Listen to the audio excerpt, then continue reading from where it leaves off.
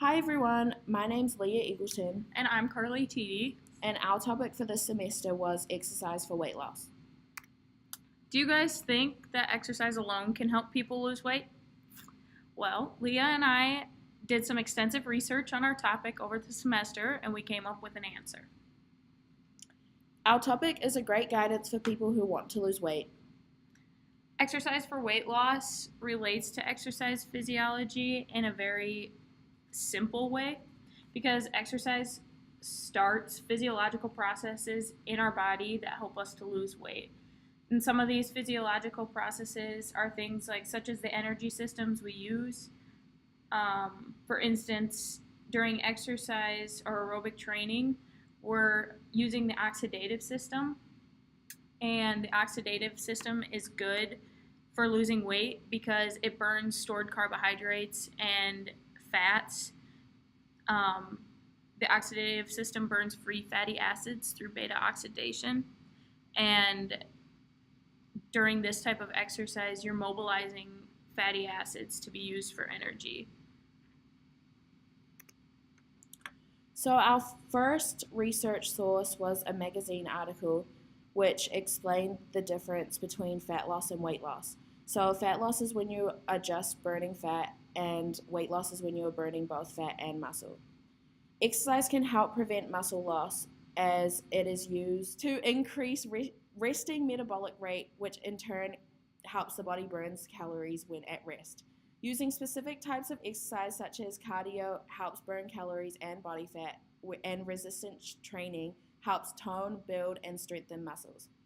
Although exercise is a great way to lose weight, diet is also a huge factor in achieving weight loss and also maintaining the weight you lose. So, our second source was a research study, and this research study looked at the comparable effects of high intensity interval training and prolonged continuous exercise training on abdominal visceral fat reduction in obese young women. So, the researchers they took a group of young female university students from the ages of 18 to 22 and split them up into three groups. The first group was a group that did high intensity interval training. The second group did prolonged continuous exercise training. And the third group was a control group that were asked not to change their training or their diet at all.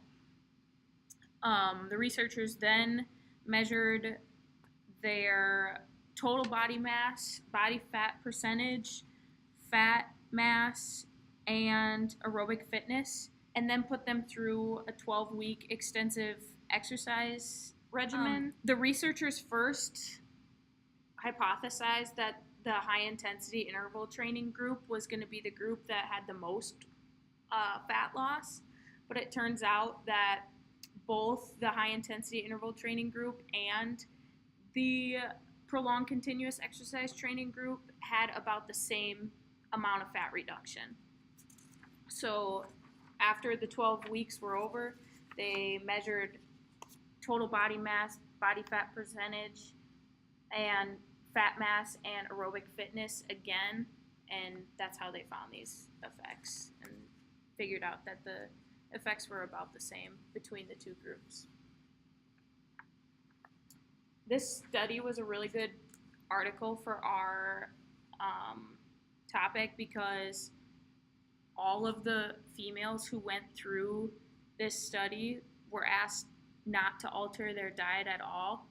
So it kind of showed that exercise alone can lead to weight loss, but like Leah said in the previous slide, that we don't necessarily want to only focus on weight loss. We want to also focus on diet because that's what's going to help us best maintain the weight that we do lose. So, some form of exercises that aid in weight loss are interval training, weight training, CrossFit, running, boxing, and swimming. A lot of these forms of exercises are either resistance training or cardio, which I mentioned before can help burn more calories and build more muscle so that you are burning more calories while at rest. Thanks for listening to our video, guys. I hope you were able to pick up a few tips for the future in case you are working with people who are looking to lose weight.